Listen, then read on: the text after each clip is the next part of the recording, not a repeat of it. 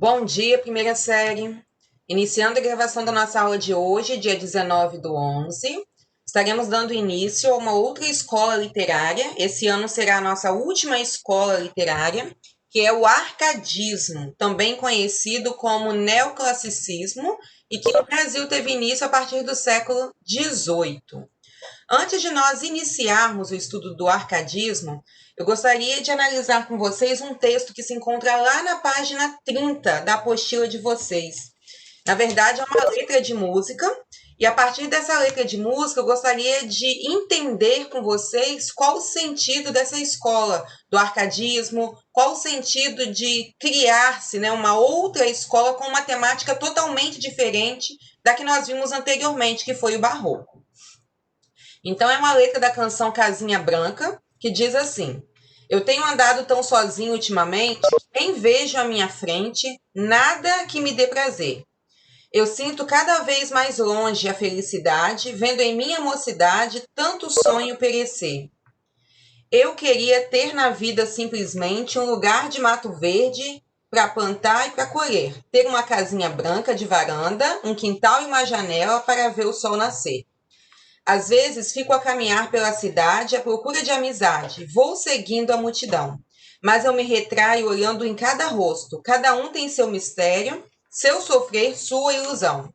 Eu queria ter na vida simplesmente um lugar de mato verde para plantar e para colher. Ter uma casinha branca de varanda, um quintal e uma janela para ver o sol nascer.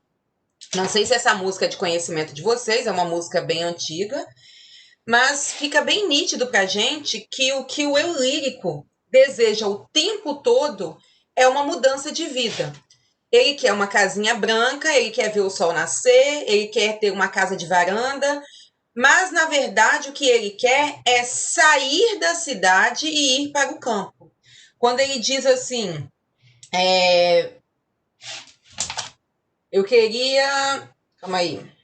Às vezes fico a caminhar pela cidade à procura de amizade, vou seguindo a multidão. Ou seja, na cidade, enquanto ele caminha, ele percebe que ele não é bem aceito, ele percebe que esse não é o seu lugar. Então ele se sente deslocado desse ambiente urbano. E o que ele deseja? Abandonar esse ambiente e ter uma vida mais sossegada. Aonde? Ir para o campo, é o que ele deseja.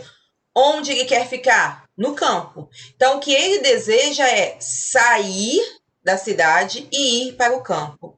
Esse é um objetivo, essa é uma tendência, vamos dizer assim, dos escritores dessa época do arcadismo. Vamos voltar um pouquinho na questão do barroco e pensar em como era a cidade da Bahia na época do barroco.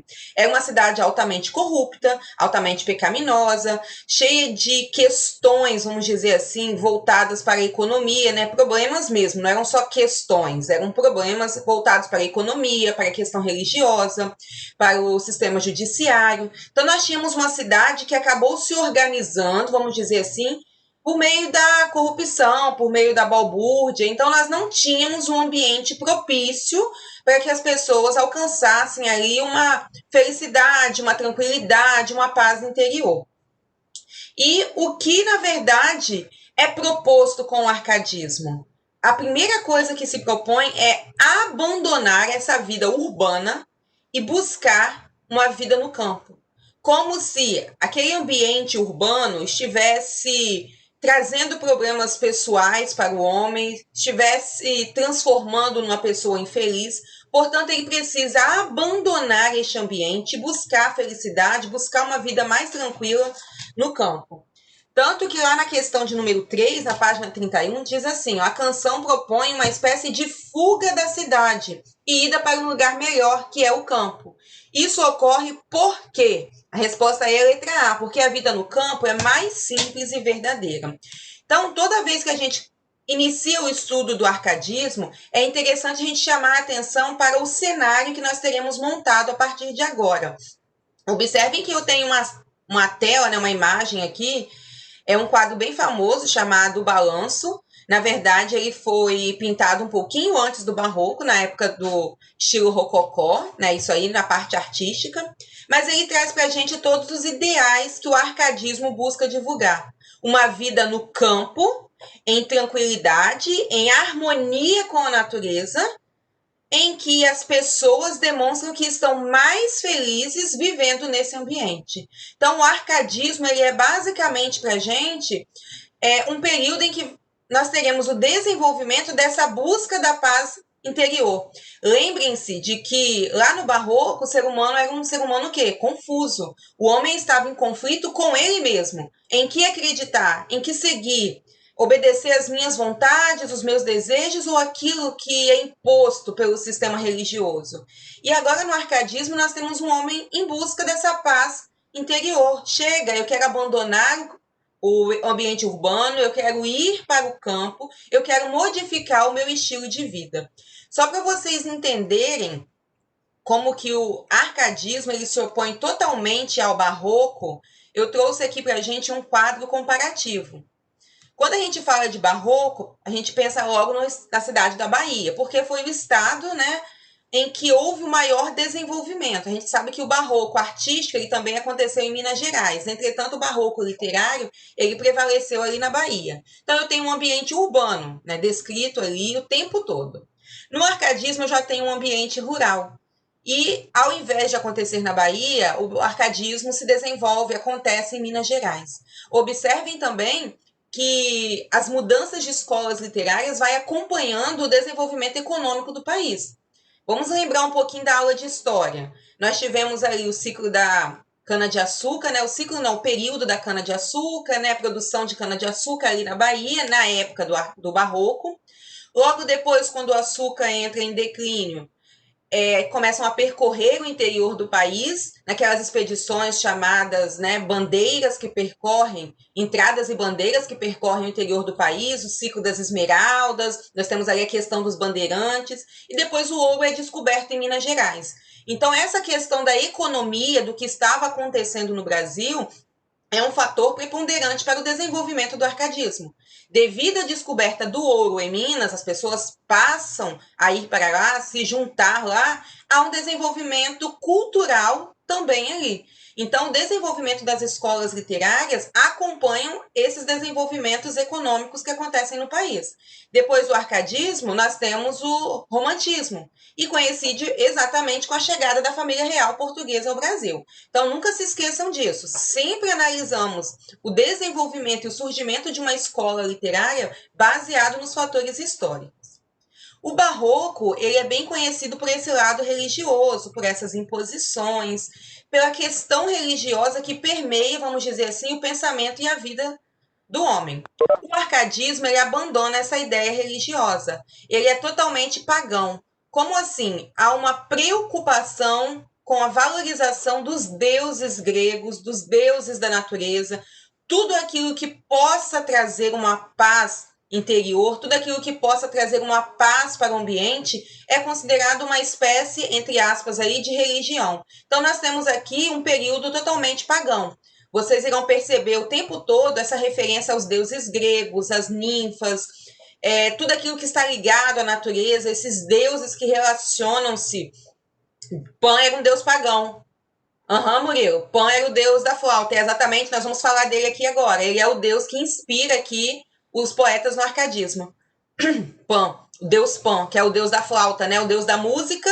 E na mitologia, Pan era o deus que, por meio da música, ele favorecia o desenvolvimento da poesia, né? Permitia que aquelas pessoas que ouvissem a música que saía de sua flauta pudessem produzir, né, uma literatura, pudessem produzir uma poesia voltada para essa busca da paz interior. Nós temos Eros, que é o deus do amor, né, voltado para essa questão exatamente da sexualidade, aí eu não sei te dizer, mas nós temos Eros, que é voltado para a questão do erotismo, né? Eros é o deus do amor, o Cupido, né, que nós conhecemos no popular, ok? Então, o barroco, ele também é conhecido por ter uma linguagem rebuscada, né? Nós vimos ali que há uma preocupação, né? Tanto que nós temos o cultismo e o conceptismo, e o cultismo marca bem para a gente essa preocupação com o rebuscamento linguístico, com termos diferentes, enquanto o arcadismo nós temos uma linguagem mais simples, mais acessível. Por que no arcadismo, né, que nesse período a linguagem é mais simples? Porque se busca uma simplicidade, uma vida que seja despojada de todo luxo e exuberância, que acontecia lá no Barroco. As obras barrocas, né, as imagens, as esculturas, as pinturas estão sempre marcadas por cores fortes, cores exuberantes, a preocupação com o luxo. As igrejas da época do Barroco foram construídas todas com ouro. Então, o arcadismo, ele busca abandonar essa exuberância, essa necessidade de mostrar o luxo, de preocupar-se com a exposição, para trabalhar com uma coisa mais simples, para mostrar que a simplicidade pode trazer a felicidade do homem. E enquanto o barroco está pautado na emoção, na subjetividade, nós vimos aí as poesias de Gregório de Matos, né, bem que traziam bem, né, bem claras para a gente, bem nítidas, a questão do amor, do sentimento, do questionamento, da preocupação com a vida, da preocupação com a efemeridade. No arcadismo, nós temos uma poesia que busca colocar em prática, que busca exaltar mais o lado racional do homem. E é uma poesia mais objetiva. Nós não temos toda aquela melosidade que aparecia lá no Barroco, que apareceu para a gente lá no trovadorismo. O arcadismo ele é mais marcado, vamos dizer assim, pela razão, pela objetividade. Nós vamos nos lembrar um pouquinho do classicismo. Lembram lá no século XV? Trovadorismo, humanismo, classicismo. O classicismo ele é inspiração para o arcadismo. Por isso que o arcadismo ele é chamado de neoclassicismo, ou seja, ele é um retorno a esse período lá do século XV. Mesmo o arcadismo acontecendo no século XVIII, ele vai se inspirar no classicismo do século XV.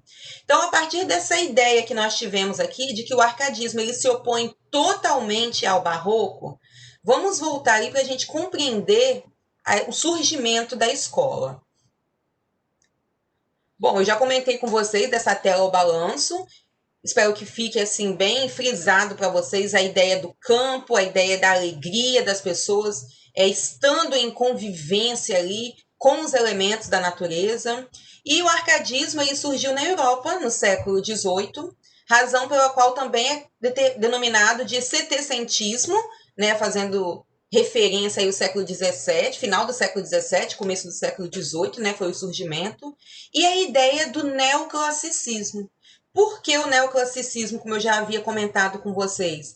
O arcadismo ele é para a gente um novo classicismo, porque ele se vale de algumas características que nós identificamos lá no classicismo e que serão resgatadas agora. Eu tenho toda uma preocupação com a estrutura poética. Não sei se vocês estão lembrando lá do classicismo, os sonetos de Camões, de Sá de Miranda, em que havia toda uma preocupação com a estrutura, com a forma. E essa preocupação com a estrutura poética, ela volta agora no arcadismo. Há uma referência à mitologia. Quando nós lemos os Lusíadas de Camões, nós vimos ali deuses, gigantes, ninfas. Todos esses elementos que apareceram ali são retomados agora no classicismo.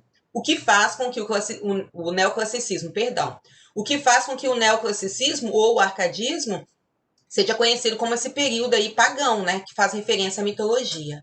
Nós temos aqui o uso de expressões latinas, que também é uma característica do classicismo. Lembrar que é uma expressão latina que é muito usada aqui no arcadismo, mas que surgiu lá no barroco, que é o carpe diem. Vamos lembrar da ideia do carpe diem. Aproveite bem o dia, viva intensamente cada momento. E essa ideia de viver intensamente cada momento, aqui no arcadismo é trabalhado exatamente com a noção de que eu preciso viver intensamente onde? No campo.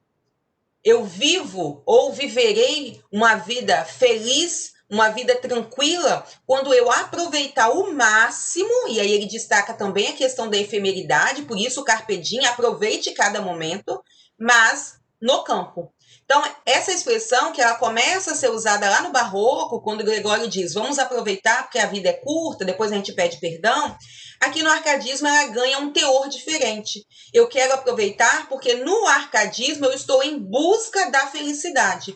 Se no barroco o homem preocupava-se, né, ou procurava apenas definir quais eram seus objetivos, se obedecer sua vontade ou obedecer as imposições sociais e religiosas, aqui no arcadismo há uma total preocupação com a busca da paz interior. Por isso, essas expressões latinas, nós veremos outras, são 5 que marcam o arcadismo, elas são importantes, porque elas fazem referência ao classicismo, que, por sua vez, fez referência à época lá das produções greco-romanas, que foram consideradas para a gente produções belíssimas, perfeitas, voltadas para idealizações. Nós temos ainda a idealização do belo e do perfeito. E essa ideia de belo e perfeito, ela acontece para a gente focado na imagem do campo, focado exatamente nesse ambiente rural. É belo viver ali, o ambiente do campo é perfeito, tudo é belo, tudo é perfeito, tudo precisa ser apontado como ideal quando a pessoa vive no campo. Nós iremos observar nos poemas que quando o eu lírico dirige-se à mulher amada, ele não diz, como Gregório dizia lá, né? És anjo que me tenta, és bela, mas tenho medo, né, de te amar, como nós vimos lá naquele poema Angélica, né? Aqui nós temos um eu lírico que diz para a mulher que ela é bonita vivendo na simplicidade, que acha bonita ela viver no campo com as roupas simples, cuidando das ovelhinhas, colhendo frutas, varrendo o quintal, fazendo sua hortinha. Há toda uma necessidade de mostrar como que esse ambiente simples traz a felicidade para o eu lírico, para o poeta, para as pessoas que ali viviam. Então nós vamos abandonar toda aquela ideia lá do barroco de preocupação social, de crítica social, para aqui, no arcadismo, pautarmos, né, exatamente na questão dos escritores que buscavam o quê? Essa paz interior. Eu comentei com vocês que há uma necessidade da simplicidade, de se abandonar o luxo e a partir daí buscar uma vida mais simples, que é o que acontece aqui no arcadismo.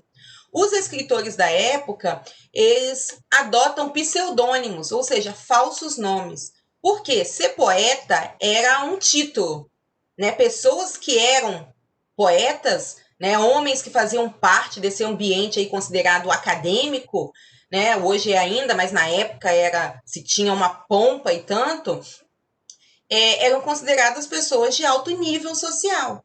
E nós temos ali um embate, como que as pessoas são consideradas de alto nível, mas ao mesmo tempo querem a simplicidade, buscam uma vida simples. Então os escritores do arcadismo, eles adotam nomes falsos, e todos eles deixam de ser escritores e passam a ser pastores. Então eles adotam pseudônimos de pastores. Por exemplo, Tomás Antônio Gonzaga era um juiz na época, ele adota o pseudônimo de Pastor Dirceu. Então, seus poemas são assinados com esse nome, o Pastor Dirceu, porque a vida de pastor era uma vida mais simples, era uma vida que estava realmente voltada e focalizada nessas questões aí do arcadismo. É interessante a gente destacar também que é um período em que nós temos historicamente o acontecimento da Inconfidência Mineira. Então, isso também é um fator preponderante dentro do desenvolvimento do arcadismo. Eu irei voltar a esse tópico daqui a pouco. Mas só resgatando aqui, então, o neoclassicismo, né, ou o arcadismo é chamado de neoclassicismo devido a essas características que ele herda do classicismo. E de onde vem esse nome arcadismo? Nós vimos que o barroco fazia referência àquela pérola, né, de caráter irregular da região da Barróquia. E de onde vem o nome arcadismo? Arcadismo ele faz referência a uma região campestre do Peloponeso, na Grécia Antiga. Mitologicamente, tá? Essa região existe só na mitologia, essa região é considerada uma região ali de inspiração poética e recebe o nome de Arcádia. A região do Peloponeso, ela existe, mas esse monte, né, esse ambiente, esse local que recebe o nome de Arcádia é uma questão mitológica. E é considerado ali o local de inspiração poética. E aí, aproveitando uma fala de um comentário de Murilo, lá no chat agora mesmo, nós temos aqui a influência dos deuses, principalmente do deus Pan, que na mitologia, né, na ideia do arcadismo, acreditava-se que os pastores levavam suas ovelhinhas até essa região, né, a Arcádia. Ali, enquanto as ovelhinhas pastavam, eles ouviam a flauta do deus Pan e eram abençoados, né, abençoados de uma forma diferente, para a partir daí produzirem poesias, para a partir daí terem a inspiração poética para a produção dos seus textos. Então essa é a história mitológica que gira em torno do arcadismo. Ok, pessoal? Deixa eu dar um... Ok, então, vamos prosseguir aqui. Então, partindo dessa história da mitologia, por que novo classicismo? O arcadismo ele tem início no Brasil em 1768, com a publicação de um livro de poesias chamado Obras Poéticas, de Cláudio Manuel da Costa. Então, no Brasil, o arcadismo surge em 1768. Entretanto, ele já havia se desenvolvido em Portugal.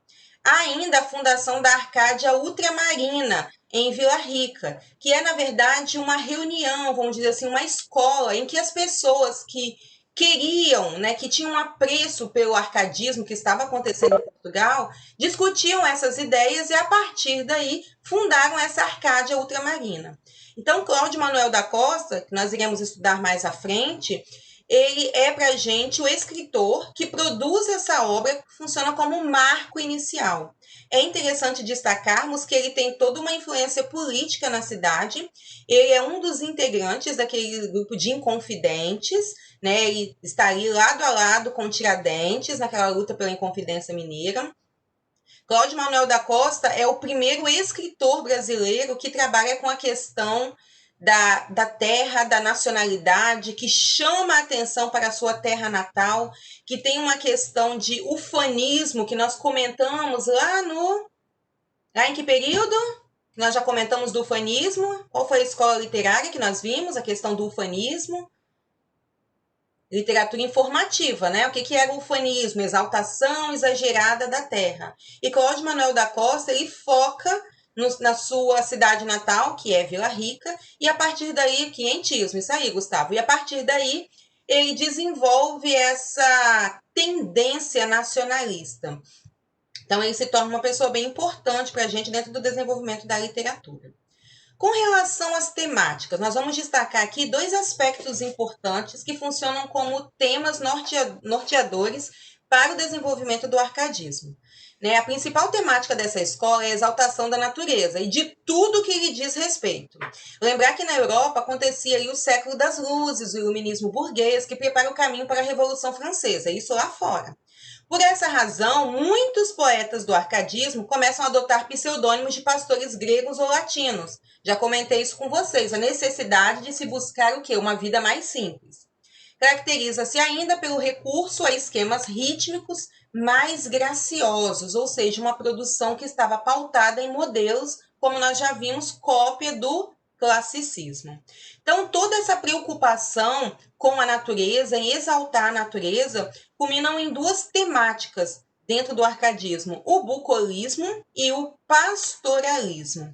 Quando a gente falou do barroco, eu comentei com vocês assim, toda vez que vocês ouvirem a expressão antítese ou contradição como referência a uma escola literária, pensem no quê? Barroco. São palavras-chave dentro do barroco. Você ouviu falar de contradição, estamos dizendo do barroco. Quando vocês ouvirem falar de bucolismo, estamos falando do arcadismo. Porque a palavra-chave dentro do arcadismo é exatamente essa, bucolismo. E o que é o bucólico? É a referência a essa integração entre o indivíduo e o campo e a paisagem física. O bucólico é exatamente essa vida perfeita no campo. Parte-se do princípio que o ser humano, o indivíduo ali, ele se integra à natureza, portanto, eles são um só. Então, há uma necessidade aí de demonstrar que o ser humano se torna uma inspiração da natureza e a poesia produzida é uma cópia da natureza, ou seja, o que aparece no papel, o que os poetas colocam no papel, seria ali uma referência direta, uma explicação, uma representação dessa tranquilidade encontrada na natureza. Então, esse bucolismo ele se torna para a gente um modelo de vida ideal, adotado pelos autores do período, envolve uma representação idealizada na natureza, com um espaço acolhedor, primeiramente alegre, e os poemas apresentam cenários em que a vida rural é sinônimo de tranquilidade e harmonia. Então, eu quero o tempo todo, estou me colocando no lugar de um poeta Árcade, eu quero o tempo todo esse ambiente bucólico. Os poetas descrevem o tempo todo essa paz encontrada diante de um riacho, diante das montanhas, diante das flores do campo, diante das ovelhinhas que estão pastando ali. Então é como se o poeta dissesse: é isso que eu quero para mim. É esse ambiente do qual eu quero, né, para o desenvolvimento da minha vida, para a busca da minha felicidade. Então, essa é a ideia que nós temos do bucolismo. E o pastoralismo? Como nós vimos lá na ideia da Arcádia, em que os pastores iam para essa região para deixar as ovelhinhas e serem abençoados por Deus Pan, o pastoralismo ele trabalha com a harmonia entre os homens e os animais. É a referência arquitetônica à Grécia, concluindo ser essa a representação exatamente da Arcádia. Ou seja, os poetas querem aquela vida simples dos pastores, que eram abençoados pelo Deus Pan para produzirem, assim, uma poesia que representasse essa tranquilidade, essa paz interior. Então, um dos aspectos mais artificiais da estética Árcade é o fato dos poetas e de suas musas e amadas serem identificados como pastores e pastoras. E essa é uma das características pelo qual a gente diz que o arcadismo ele é bem racional. Nós não temos aquela referência, como nós vimos lá no barroco, no trovadorismo, da ideia de que as mulheres são anjos, são musas, são belas. Aqui elas são pastoras. E quando nós pensamos na ideia de pastoras, nós pensamos logo na ideia de simplicidade. Mulheres que estão talvez mal vestidas ou com roupas bem simples, né? As mãos estão sempre com o cheiro da grama, do capim, do alimento dos animais. Elas estão sempre ali passando de um lugar para o outro com os animais, portanto, a pele queimada de sol. É uma beleza simples e uma beleza que só acontece porque elas estão no campo. Quando a gente fala do barroco, a gente pensa assim, na mulher como aquele ser que vai transformar o ambiente, vamos pensar assim. Então, lá no barroco, e é bom vocês entenderem isso, que também acontece lá no trovadorismo, nós temos a ideia de que quando a mulher aparece no ambiente, todo o ambiente, já vou te responder, Murilo, todo o ambiente se transforma. Ok? Então, nós temos a ideia de que a mulher se torna macro e o ambiente é micro. Por quê? A mulher se torna mais importante, ela preenche o ambiente. Por isso que ela é uma musa, uma deusa, um anjo, como nós vimos com Gregório de Matos, que consegue deixá-lo confuso, consegue retirar, né, a organização mental dele, a ordem moral da cidade. Aqui no arcadismo, não. A mulher se torna micro e a paisagem se torna macro. É como se a gente dissesse assim: a natureza já é bela. A mulher, quando ela aparece no cenário da natureza, ela se torna bonita porque ela está em contato com a natureza. Por isso que elas são representadas como pastoras. Não importa a forma como estão vestidas, a profissão, a forma como elas vivem. Elas são bonitas porque elas estão em contato com a natureza. Conseguiram entender essa ideia de macro e micro? A gente tem, no geral, a ideia da mulher como ser idealizado, aquela que preenche o ambiente, que tudo ao seu redor se torna bonito por causa dela. No arcadismo não é assim. O ambiente, que é a natureza, ele já é bonito. A mulher se torna apenas um elemento dentro do cenário. E ela se torna bonita ou se torna mais bonita porque está em contato com a natureza. E essa ideia de troca dos nomes dos membros da Arcádia era uma forma eficiente aí de se eliminar as marcas da origem nobre. Ou seja, eu quero essa vida simples, portanto eu abandono o meu rótulo de juiz, de advogado, de promotor, do que for, e passo a ser agora um pastor. Passo a ser agora uma pessoa mais simples, que busca essa paz de uma forma mais simples, de um modo de vida mais simples, de um estilo mais simples. Respondendo à pergunta de Murilo, Alberto Caeiro ele é modernista. Tá? Você me perguntou se ele é um poeta Árcade, né? Alberto Caeiro ele é modernista. Só lembrando que ele não existe como pessoa física.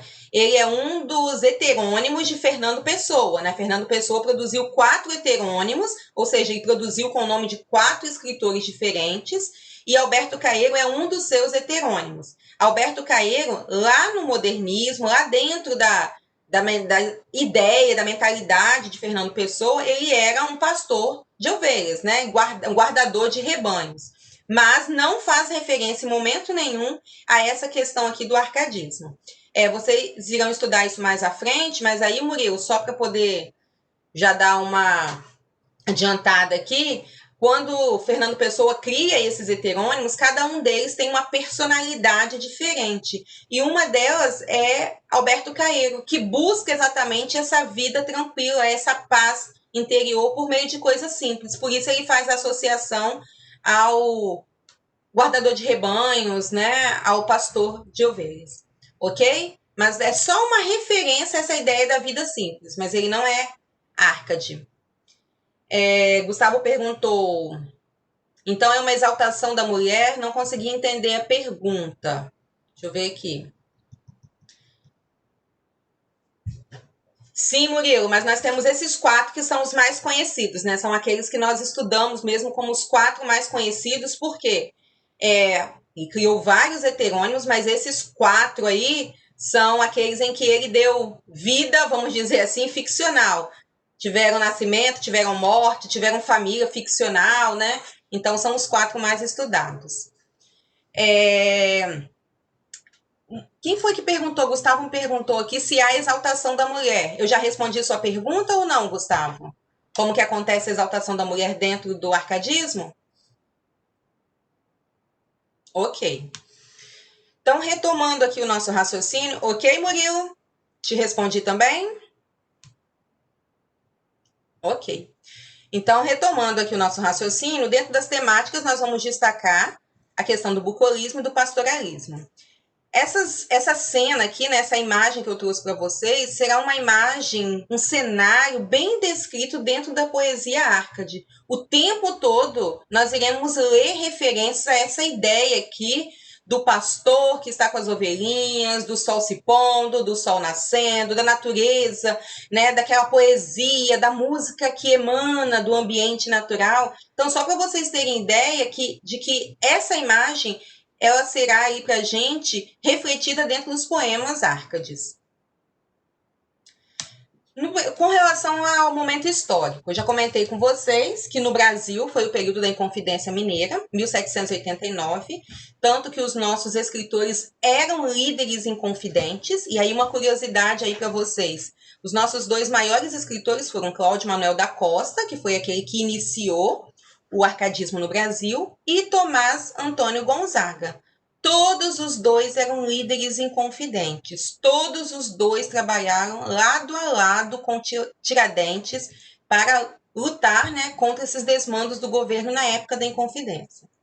Entretanto, Tomás Antônio Gonzaga era de uma família conhecida, sim, que tinha influência, mas acabou sendo deportado, né, degradado para outro lugar. Enquanto Cláudio Manuel da Costa, por ter uma influência um pouquinho melhor na cidade, acabou sendo preso em Ouro Preto mesmo. E ali ele acabou morrendo, não se sabe ainda, a morte dele é um tanto complicado de se explicar, porque ele amanheceu morto na cadeia, enforcado. Então não se sabe se ele realmente cometeu suicídio ou se ele foi assassinado. Mas esses escritores, que também eram líderes inconfidentes, adotaram pseudônimos, primeiro com o objetivo de ter essa vida simples, e segundo, porque o uso do pseudônimo acabou funcionando ali como uma fuga para essa questão da política. Como eles eram muito visados por serem líderes inconfidentes, o pseudônimo era uma forma também de ajudá-los a se esconder por trás dessa imagem do pastor. Isso aí, Gustavo, para se tornarem anônimos. Então é aquela ideia, aquela expressão que a gente usa de que juntou a fome com a vontade de comer. Eles precisavam de adotar um pseudônimo porque queriam sair da ideia do rótulo, né, da imagem de que ser poeta era ter um status. Então eles adotam pseudônimos mais simples. Nomes mais simples, esses pseudônimos.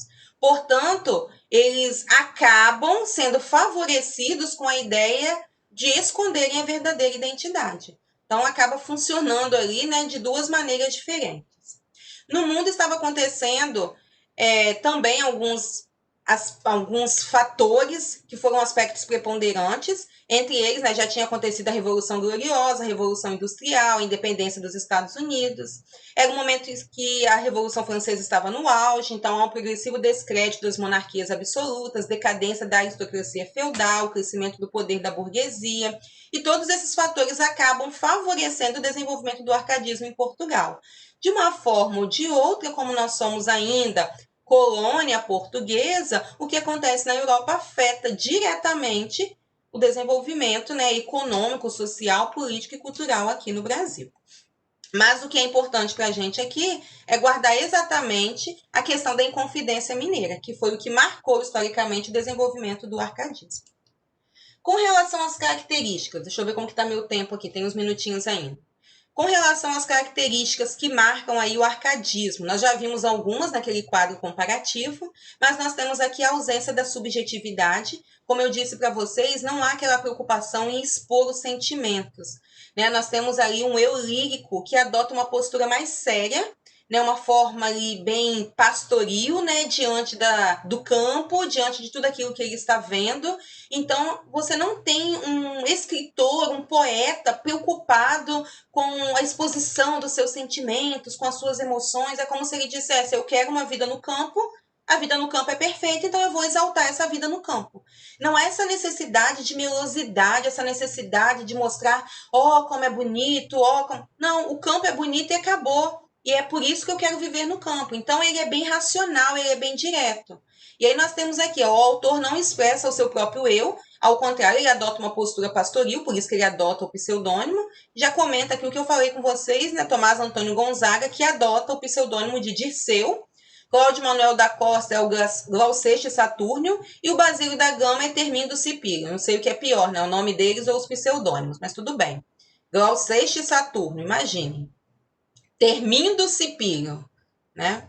Mas dando continuidade. Outra característica que marca aqui para a gente o arcadismo é o amor galante.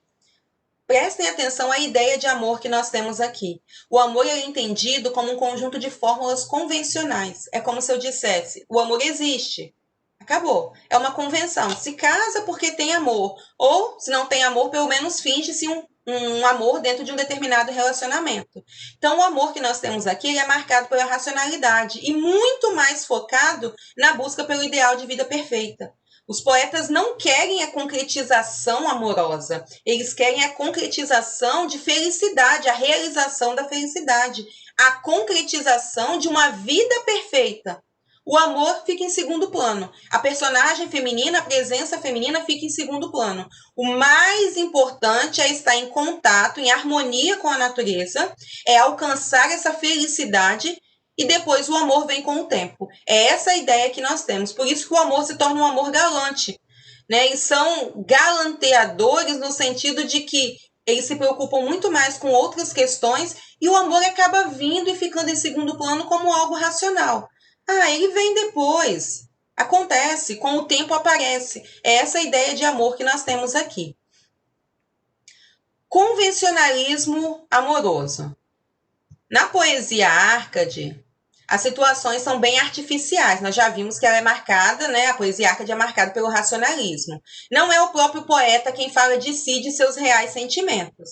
No plano amoroso, por exemplo, quase sempre é um pastor que confessa o seu amor por uma pastora e a convida para aproveitar a vida junto à natureza. Nós não temos aí, por exemplo, o poeta que diz: mulher, musa, minha amada, eu quero viver com você, eu te amo, né? Juntos seremos felizes. Não. Ele diz assim: minha pastorinha, eu quero ser o seu pastor. Vivamos uma vida de pastoralismo no campo. Então, observem que nós temos ali todo um convencionalismo que parte do princípio de que eu sou o pastor, você é a pastora, juntos nós iremos viver nesse ambiente e, portanto, nosso relacionamento começou e vai se desenvolver em torno disso aí. O amor que se torna ali fruto, resultado do ambiente, resultado da ideia do pastoralismo e do bucolismo.